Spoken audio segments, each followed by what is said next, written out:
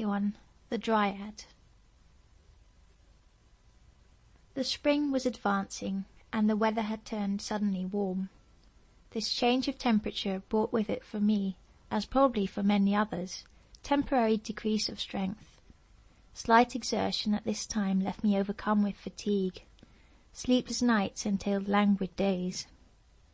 One Sunday afternoon, having walked the distance of half a league to the Protestant church, I came back weary and exhausted, and taking refuge in my solitary sanctuary, the first class, I was glad to sit down and to make of my desk a pillow for my arms and head. A while I listened to the lullaby of bees humming in the berceau, and watched, through the glass door, and the tender, lightly strewn spring foliage, Madame Beck and a gay party of friends, whom she had entertained that day at dinner after morning mass, walking in the centre alley under orchard boughs dressed at this season in blossom, and wearing colouring as pure and warm as mountain snow at sunrise.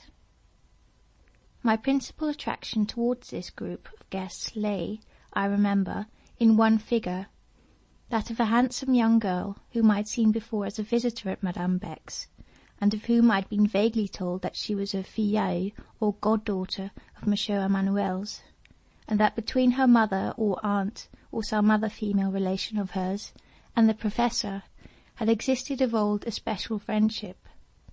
Monsieur Paul was not of the holiday band today, but I had seen this young girl with him ere now, and as far as distant observation could enable me to judge, she seemed to enjoy with him the frank ease of a ward with an indulgent guardian. I had seen her run up to him, put her arm through his, and hang upon him. Once, when she did so, a curious sensation had struck through me, a disagreeable anticipatory sensation, one of the family of presentiments, I suppose, but I refused to analyse or dwell upon it. While watching this girl, Mademoiselle Sauveur by name, and following the gleam of her bright silk robe, she was always richly dressed, for she was said to be wealthy, through the flowers and the glancing leaves of tender emerald, my eyes became dazzled. They closed. My lassitude, the warmth of the day, the hum of bees and birds, all lulled me, and at last I slept. 2 hours stole over me. Ere I woke, the sun had declined, out of sight behind the towering houses. The garden and the room were grey. Bees had gone homeward, and the flowers were closing. The party of guests, too, had vanished. Each alley was void. On waking, I felt much at ease, not chill, as I ought to have been after sitting so still for at least 2 hours. My cheek and arms were not benumbed by pressure against the hard desk. No wonder. Instead of the bare wood on which I had laid them, I found a thick shawl, carefully folded, substituted for support, and another shawl, both taken from the corridor where such things hung, wrapped warmly around me. Who had done this? Who was my friend? Which of the teachers? Which of the pupils? None, except Saint-Pierre, was inimical to me. But which of them had the art, the thought, the habit of benefiting thus tenderly? Which of them had a step so quiet, a hand so gentle, but I should have heard or felt her, if she had approached or touched me in a day's sleep? As to Ginevra Fanshawe, that bright young creature was not gentle at all, and would certainly have pulled me out of my chair if she had meddled in that matter. I said at last, "It is Madame Beck's doing. She's come in, seen me asleep, and thought I might take cold. She considers me a useful machine, answering well the purpose for which it was hired, so would not have me needlessly injured. And now, methought, I'll take a walk. The evening is fresh and not very chill." So I opened the glass door and stepped into the berceau. I went to my own alley. Had it been dark or even dusk, I should hardly have ventured there, for I had not yet forgotten the curious illusion of vision, if illusion it were, experienced in that place some months ago. But a ray of the setting sun burnished still the grey crown of Jean-Baptiste, nor had all the birds of the garden yet vanished into their nests among the tufted shrubs and thick wall ivy. I paced up and down, thinking almost the same thoughts I had pondered that night when I buried my glass jar. How I should make some advance in life, take another step towards an independent position. For this train of reflection, though not lately pursued, had never by me been wholly abandoned, and whenever a certain eye was averted from me, and a certain countenance grew dark with unkindness and injustice, into that track of speculation did I at once strike, so that, little by little, I had laid half a plan. Living costs little, said I to myself, in this economical town of Villette, where people are more sensible than I understand they are in dear old England, infinitely less worried about appearance, and less emulous of display, where nobody is in the least ashamed to be quite as homely and saving as he finds convenient. House rent, in a prudently chosen situation, need not be high. When I shall have saved 1,000 francs, I will take a tenement with 1 large room and 2 or 3 smaller ones, furnish the first with a few benches and desks, a black tableau, an estrade for myself. Upon it a chair and table, with the sponge and some white chalks. Begin with taking day pupils, and so work my way upwards. Madame Beck's commencement was, as I have often heard her say, from no higher starting point. And where is she now? All these premises and this garden are hers, bought with her money. She has a competency already secured for old age, and a flourishing establishment under her direction, which will furnish a career for her children. Courage, Lucy Snowe, with self-denial and economy now, and steady exertion by and by, an object in life need not fail you. Venture not to complain that such an object is too selfish, too limited, and lacks interest. Be content to labour for independence until you have proved, by winning that prize, your right to look higher. But afterwards, is there nothing more for me in life? No true home? Nothing to be dearer to me than myself, and by its paramount preciousness to draw for me better things than I care to culture for myself only? Nothing, at whose feet I can willingly lay down the whole burden of human egotism, and gloriously take up the nobler charge of labouring and living for others? I suppose, Lucy Snowe, the orb of your life is not to be so rounded. For you the crescent phase must suffice. Very good. I see a huge mass of my fellow creatures in no better circumstances. I see that a great many men, and more women, hold their span of life on conditions of denial and privation. I find no reason why I should be of the few favoured. I believe in some blending of hope and sunshine sweetening the worst lots. I believe that this life is not all, neither the beginning nor the end. I believe while I tremble. I trust while I weep. So, this subject is done with. It is right to look our life accounts bravely in the face now and then, and settle them honestly. And he is a poor self-swindler who lies to himself while he reckons the items, and sets down under the head happiness that which is misery. Call anguish, anguish, and despair, despair. Write both down in strong characters with a resolute pen. You will the better pay your debt to doom. Falsify, insert privilege where you should have written pain, and see if your mighty creditor will allow the fraud to pass, or accept the coin with which you would cheat him. Offer to the strongest, if the darkest angel of God's host, water when he asks blood. Will he take it? Not a whole pale sea for one red drop. I settled another account. Pausing before Methuselah, the giant and patriarch of the garden, and leaning my brow against his knotty trunk, my foot rested on the stone ceiling the small sepulchre at his root, and I recalled the passage of feeling therein buried. I recalled Dr. John, my warm affection for him, my faith in his excellence, my delight in his grace. What was become of that curious one-sided friendship, which was half marble and half life? Only on one hand truth, and on the other perhaps a jest. Was this feeling dead? I do not know, but it was buried.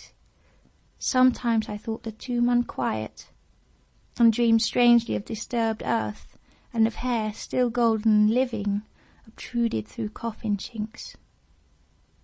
Had I been too hasty? I used to ask myself, and this question would occur with a cruel sharpness after some brief chance interview with Dr. John. He had still such kind looks, such a warm hand. His voice still kept so pleasant a tone for my name. I never liked Lucy so well as when he uttered it. But I learned in time that this benignity, this cordiality, this music belonged in no shape to me. It was a part of himself. It was the honey of his temper. It was the balm of his mellow mood. He imparted it, as the ripe fruit rewards with sweetness the rifling bee. He diffused it about him, as sweet plants shed their perfume. Does the nectarine love either the bee or the bird it feeds?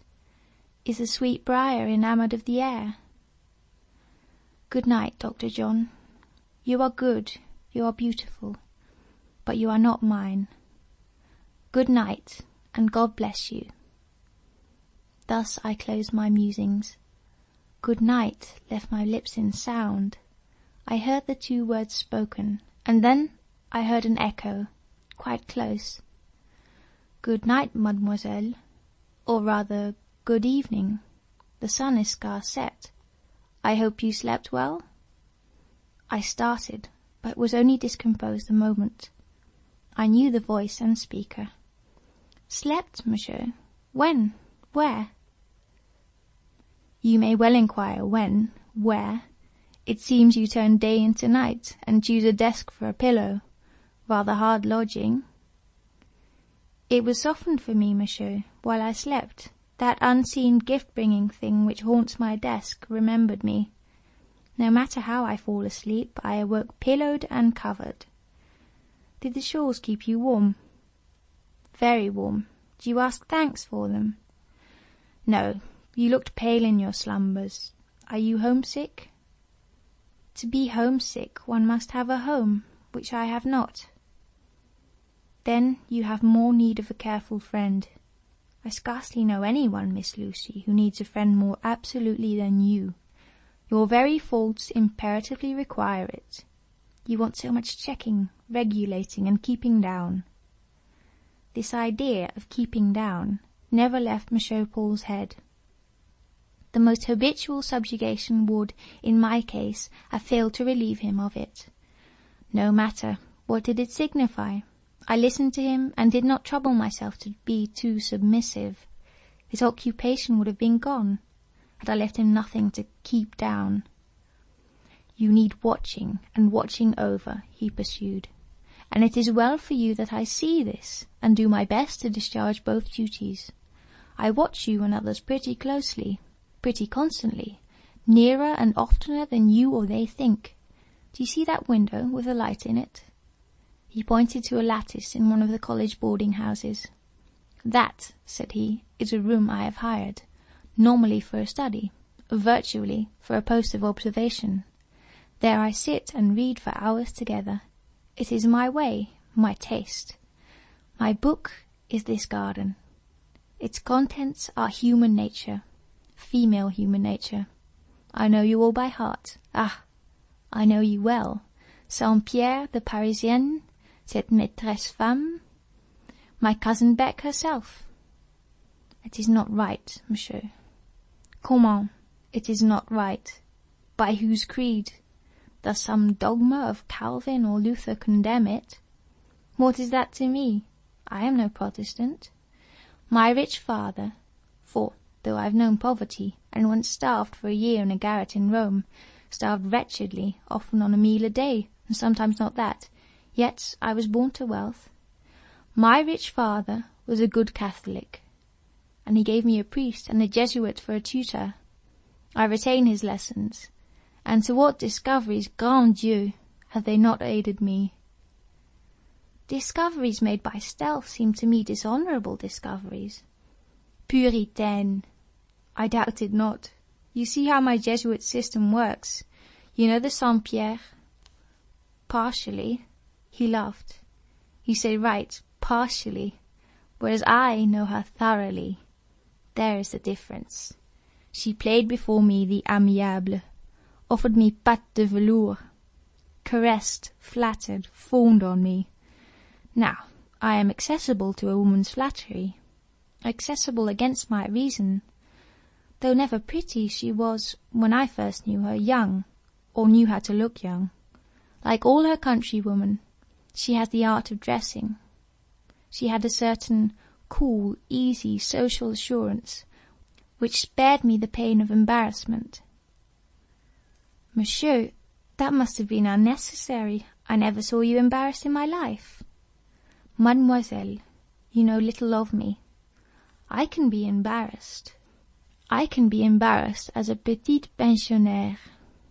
There is a fund of modesty and diffidence in my nature. Monsieur, I never saw it. Mademoiselle, it is there. You ought to have seen it. Monsieur, I have observed you in public, on platforms, in tribunes, before titles and crowned heads, and you were as easy as you are in the 3rd Division.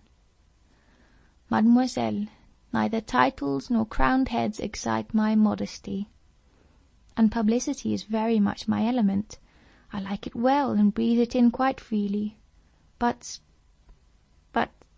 in short, here is the sentiment brought into action, at this very moment, however I disdain to be worsted by it.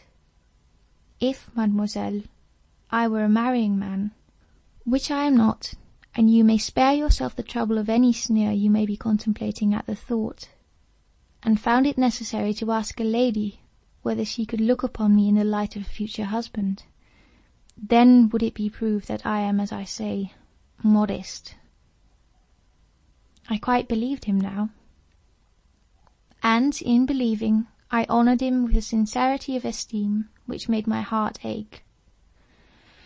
As to the Saint-Pierre, he went on, recovering himself, for his voice had altered a little, she once intended to be Madame Emmanuelle, and I don't know whither I might have been led, but for yonder little lattice with the light.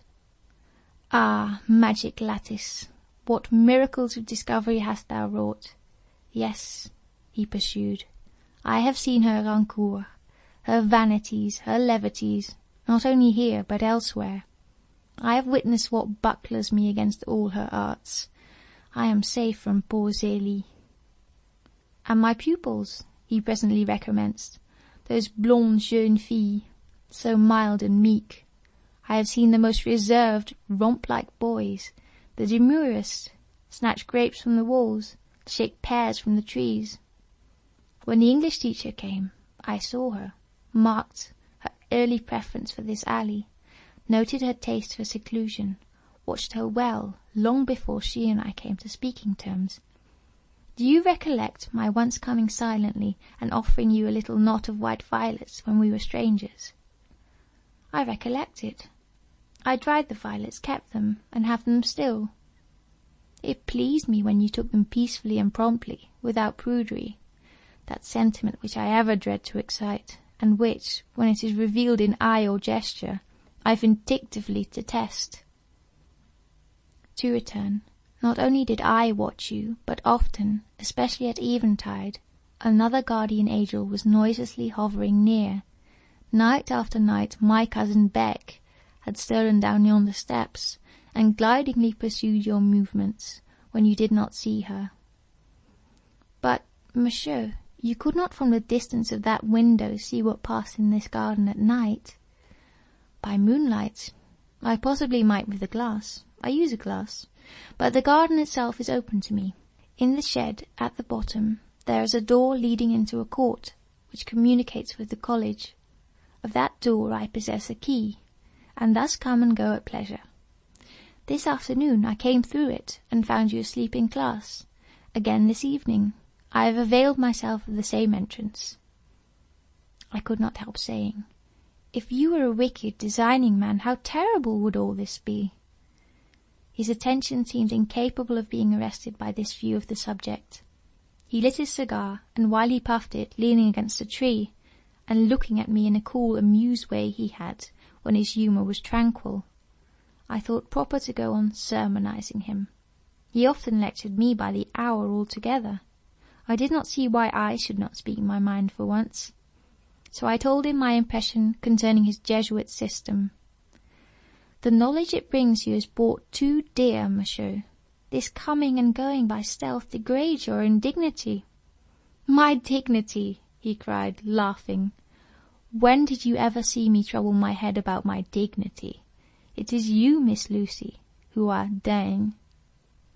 How often in your high insular presence have I taken a pleasure in trampling upon what you are pleased to call my dignity, tearing it, scattering it to the winds in those mad transports you witness with such hauteur, and which I know you think very like the ravings of a third-rate London actor. Monsieur, I tell you, every glance you cast from that lattice is a wrong done to the best part of your own nature. To study the human heart thus is to banquet secretly and sacrilegiously on Eve's apples. I wish you were a Protestant. Indifferent to the wish, he smoked on. After a space of smiling yet thoughtful silence, he said, rather suddenly, I have seen other things. What other things? Taking the weed from his lips, he threw the remnant amongst the shrubs, where for a moment it lay glowing in the gloom. Look at it, said he. Is not that spark like an eye watching you and me? He took a turn down the walk. Presently returning, he went on. I have seen, Miss Lucy, things to me unaccountable, that have made me watch all night for a solution, and I have not yet found it. The tone was peculiar. My veins thrilled. He saw me shiver. Are you afraid? Whether is it of my words or that red jealous eye just winking itself out? I am cold. The night grows dark and late, and the air is changed. It's time to go in. It is little past 8, but you shall go in soon. Answer me only this question. Yet he paused ere he put it. The garden was truly growing dark. Dusk had come on with clouds, and drops of rain began to patter through the trees. I hoped he would feel this, but for the moment he seemed too much absorbed to be sensible of the change. Mademoiselle, do you Protestants believe in the supernatural? There is a difference of theory and belief on this point amongst Protestants, as among other sects, I answered. Why, monsieur, do you ask such a question? Why do you shrink and speak so faintly? Are you superstitious? I am constitutionally nervous. I dislike the discussion of such subjects. I dislike it the more because... You believe? No, but it has happened to me to experience impressions. Since you came here? Yes, not many months ago. Here? In this house? Yes. Bon, I am glad of it. I knew it somehow before you told me. I was conscious of rapport between you and myself. You are patient, and I am choleric. You are quiet and pale, and I am tanned and fiery. You are a strict Protestant, and I am a sort of lay Jesuit. But we are alike. There is affinity. Do you see it, mademoiselle, when you look in the glass? Do you observe that your forehead is shaped like mine, that your eyes are cut like mine? Do you hear that you have some of my tones of voice? Do you know that you have many of my looks? I perceive all this, and believe that you were born under my star. Yes, you were born under my star. Tremble! For where that is the case with mortals, the threads of their destinies are difficult to disentangle. Knottings and catchings occur. Sudden breaks leave damage in the web. But these impressions, as you say, with English caution, I too have had my impressions. Monsieur, tell me them. I desire no better, and intend no less. You know the legend of this house and garden? I know it, yes. They say that hundreds of years ago a nun was buried alive at the foot of this very tree, beneath the ground which now bears us, and that in former days a nun's ghost used to come and go here. Monsieur, what if it comes and goes here still? Something comes and goes here. There is a shape frequenting this house by night, different to any forms that show themselves by day. I have indisputably seen a something, more than once, and to me its conventual weeds were a strange sight, saying more than they can do to any other living being. A nun. Monsieur, I too have seen it. I anticipated that. Whether this nun be flesh and blood, or something that remains when blood is dried and flesh wasted, her business is as much with you as with me, probably. Well, I mean to make it out. It has baffled me so far, but I mean to follow up the mystery. I mean—" Instead of telling what he meant, he raised his head suddenly. I made the same movement in the same instant. We both looked to one point. The high tree shadowing the great berceau, and resting some of its boughs on the roof of the first class. There had been a strange and inexplicable sound from that quarter, as if the arms of that tree had swayed of their own motion, and its weight of foliage had rushed and crushed against the massive trunk. Yes, there scarce stirred a breeze, and that heavy tree was convulsed, whilst the feathery shrub stood still. For some minutes amongst the wood and leafage a rending and heaving went on. Dark as it was, it seemed to me that something more solid than either night shadow or branch shadow blackened out of the boles. At last the struggle ceased. What birth succeeded this travail? What dryad was born of these throes? We watched fixedly. A sudden bell rang in the house, the prayer bell. Instantly into our alley there came out of the bureau an apparition, all black and white, with a sort of angry rush, close past our faces, swept swiftly the very nun herself. Never had I seen her so clearly. She looked tall of stature and fierce of gesture. As she went, the wind rose sobbing. The rain poured wild and cold. The whole night seemed to feel her.